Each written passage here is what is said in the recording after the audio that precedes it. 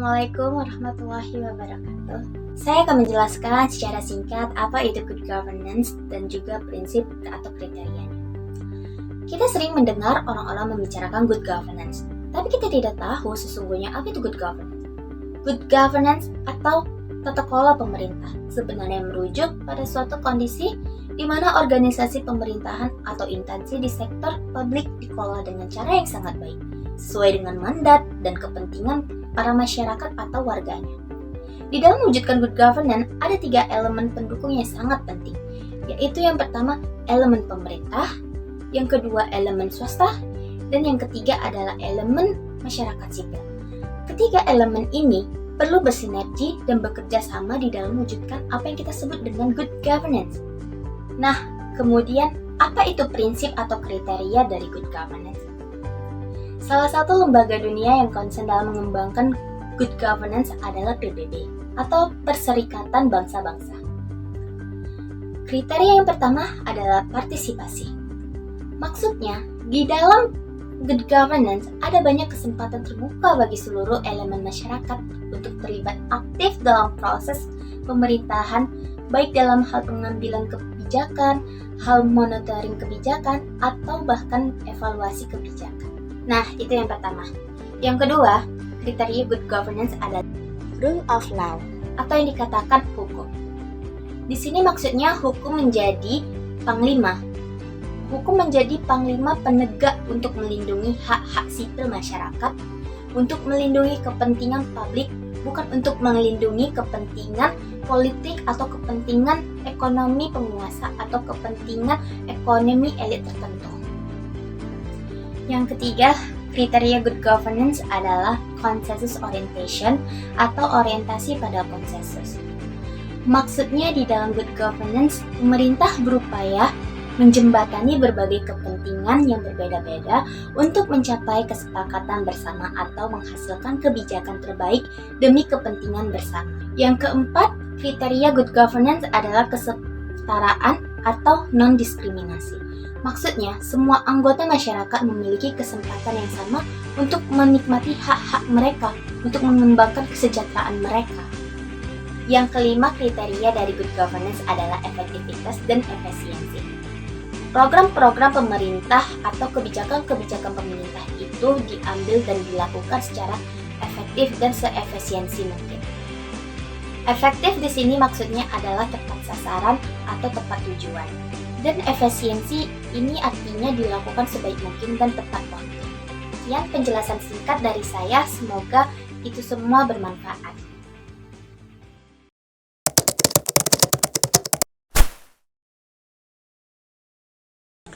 Assalamualaikum warahmatullahi wabarakatuh. Saya Bayu Rahmat Hidayat, anggota dari kelompok 7 Kewarganegaraan, akan melanjutkan materi tentang pendekatan anatomi good governance. Beragam penafsiran terhadap istilah good dalam konsep good governance membuat kita harus membentang kemungkinan lain dengan cara mengembangkan sebuah anatomi governance agar arti good relevan dengan konteksnya. Pendekatan yang dikembangkan oleh Dwi Payana dan Eko menarik untuk diterapkan. Pendekatan anatomi good governance dimulai dari penetapan 2 basis utamanya, yaitu basis politik dan ekonomi. Basis politik memberi arahan kiblat atau orientasi proses politik di sebuah negara atau ranah tertentu. Ada 2 orientasi dalam hal ini, yakni masyarakat atau negara. Sedangkan basis ekonomi berkaitan dengan landasan orientasi kegiatan ekonomi, yaitu orientasi pasar atau bukan pasar. Mungkin ini saja yang dapat saya sampaikan, selanjutnya akan disampaikan oleh teman saya.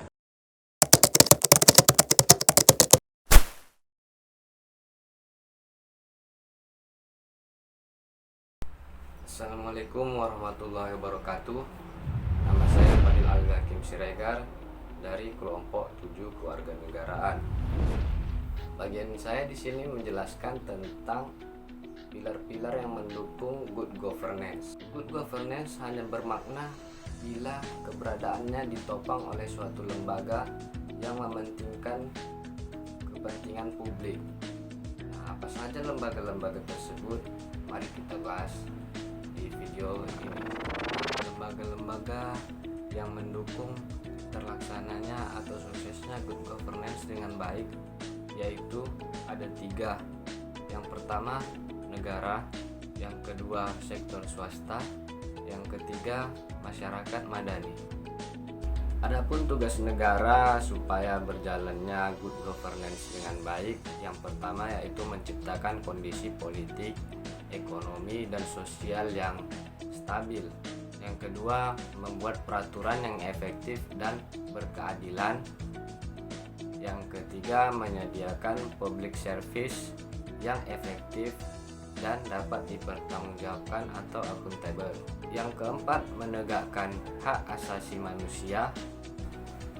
Adapun tugas dari sektor swasta, yang pertama menjalankan sebuah industri, yang kedua menciptakan lapangan kerja, yang ketiga menyediakan intensif bagi karyawan-karyawan, dan yang keempat meningkatkan standar hidup masyarakat,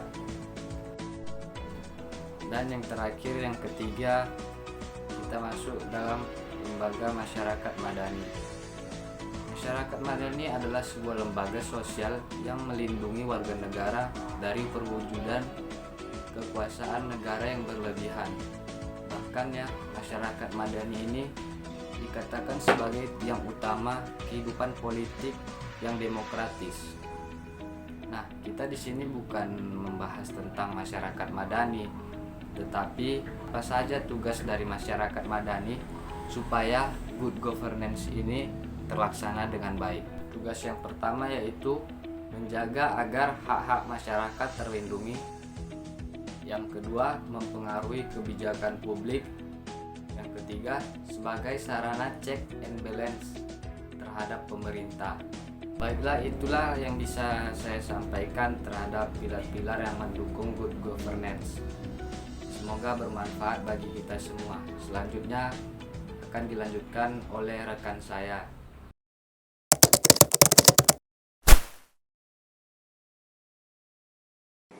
Assalamualaikum warahmatullahi wabarakatuh. Perkenalkan, nama saya Nabila Anissa Ramadhani Siregar. Saya dari kelompok 7 kewarganegaraan. Di sini saya akan melanjutkan materi kelompok kami yang berjudul Good Governance. Di sini kita akan membahas tentang latar belakangnya good governance masuk di Indonesia. Lahirnya wacana good governance berakar dari penyimpangan-penyimpangan yang terjadi dalam praktek pemerintahan, seperti korupsi, kolusi, dan nepotisme. The main issue in Indonesia is the rampant and massive corruption. In my opinion, it's already like a cancer that's reached maybe stadium 4. Penyelenggaraan pemerintahan yang bersifat tidak transparan dan partisipatif serta sentralisasi menumbuhkan rasa tidak percaya di kalangan masyarakat, bahkan menimbulkan antipati terhadap pihak pemerintah. Masyarakat sangat tidak puas terhadap kinerja pemerintah yang selama ini dipercaya sebagai penyelenggara urusan publik. Berbagai ketidakpuasan dan kekecewaan akhirnya melahirkan tuntutan dari masyarakat untuk mengembalikan dan melaksanakan penyelenggaraan pemerintah yang ideal. Sehingga good governance tampil sebagai upaya untuk menjawab berbagai keluhan masyarakat atas kinerja birokrasi yang telah berlangsung. Good governance di Indonesia sendiri mulai benar-benar dirintis dan diterapkan sejak meletusnya era reformasi, yang dimana pada era tersebut telah terjadi perombakan sistem pemerintahan yang menuntut proses demokrasi yang bersih, sehingga good governance merupakan salah satu alat reformasi yang mutlak diterapkan dalam pemerintahan baru. Akan tetapi, jika dilihat dari perkembangan reformasi yang sudah berjalan selama 12 tahun ini, penerapan good governance di Indonesia belum dapat dikatakan berhasil sepenuhnya sesuai dengan cita-cita reformasi sebelumnya. Masih banyak ditemukannya kecurangan dan kebocoran dalam pengelolaan anggaran dan akuntansi yang merupakan dua produk utama good governance. Akan tetapi, hal tersebut tidak berarti gagal untuk diterapkan banyak upaya yang dilakukan pemerintah dalam menciptakan iklim good governance yang baik. Di antaranya ialah mulai diupayakan transparansi informasi terhadap publik mengenai APBN, sehingga memudahkan masyarakat untuk ikut berpartisipasi dalam menciptakan kebijakan dan dalam proses pengawasan pengelolaan APBN dan BUMN. Oleh karena itu, hal tersebut dapat terus menjadi acuan terhadap akuntabilitas manajerial dari sektor publik agar kelak lebih baik dan kredibel ke depannya.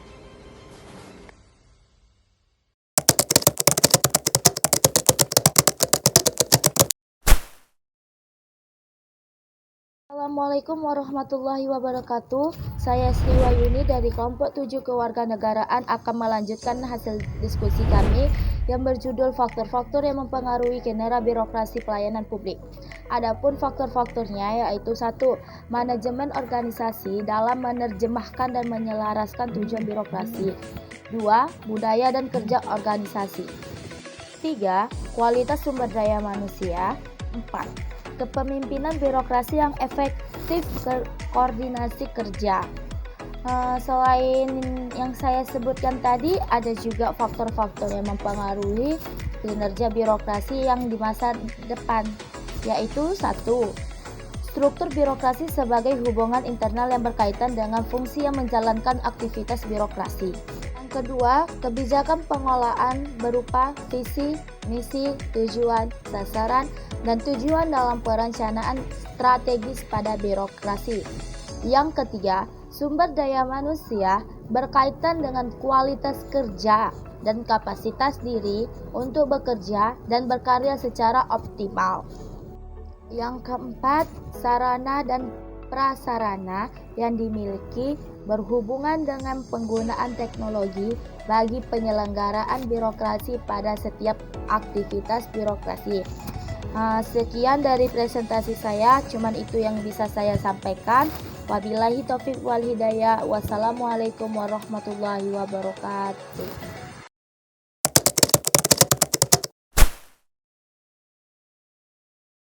Assalamualaikum semuanya, gimana kabarnya? Semoga dalam keadaan sehat dan gimana kabar puasanya? Semoga lancar terus puasanya ya. Dan sebelumnya saya di sini baru ini dari kelompok 7 kewarganegaraan akan melanjutkan kembali materi kami yang berjudul Good Governance. Dalam praktik lapangannya ternyata nggak mudah untuk menjalankan yang namanya prinsip-prinsip good governance ini. Terbukti bahwasannya di lapangan pengimplementasian otonomi daerah masih banyak yang melanggar ataupun nggak sejalan dengan yang namanya prinsip-prinsip good governance tadi. Terbukti dari beberapa kasus yang ada di negeri kita aja bahwasanya yang udah mencuat di permukaan ini sebagai berikut ini. Oke, yang pertama adanya penegakan hukum yang masih setengah-setengah ataupun masih tebang pilih kalau bisa kita bilang. Adanya penegakan hukum yang masih belum merata ataupun belum maksimal membuat prinsip-prinsip dari good governance tadi tidak berjalan dengan semestinya ataupun tidak berjalan dengan baik. Diperlukan penegakan yang tegas terhadap hukum agar setiap lapisan masyarakat mendapatkan haknya sebagai warga negara. Kedua, adanya birokrat yang masih bermental ingin dilayani ketimbang menjadi pelayan masyarakat. Seharusnya orang-orang yang ada di dalam pemerintahan adalah orang-orang yang memiliki peran lebih besar untuk melayani masyarakat, bukan malah sebaliknya. Hal tersebut membuat masyarakat yang seharusnya mendapatkan pelayanan dengan baik tidak melakukan hal tersebut. Sama seperti halnya beberapa waktu yang lalu ketika Bapak Presiden kita Joko Widodo mengkritik dengan keras kinerja dari menteri-menteri kita yang masih terlalu biasa saja ataupun tidak sigap menghadapi pandemi COVID-19 yang sedang ada di negeri kita ini. Ngomong apa adanya, nggak ada progres yang signifikan, nggak ada.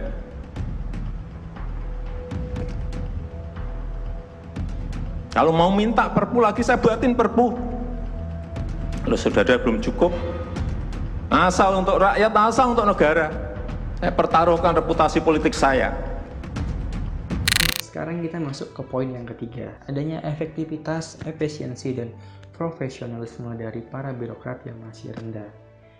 Apabila hal ini masih terjadi, ataupun kinerja dari para birokrat masih di bawah rata-rata, atau bisa dibilang di bawah standar, tidak bisa dipungkiri bahwasannya kita masih terbilang jauh dari prinsip-prinsip good governance.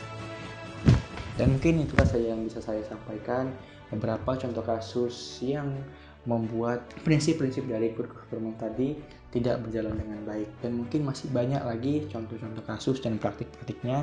Namun hal yang saya sampaikan tadi adalah suatu hal yang mungkin sudah sering kita lihat dan sudah sering kita dengar. Dan mungkin itu saja yang bisa saya sampaikan. Saya ucapkan terima kasih.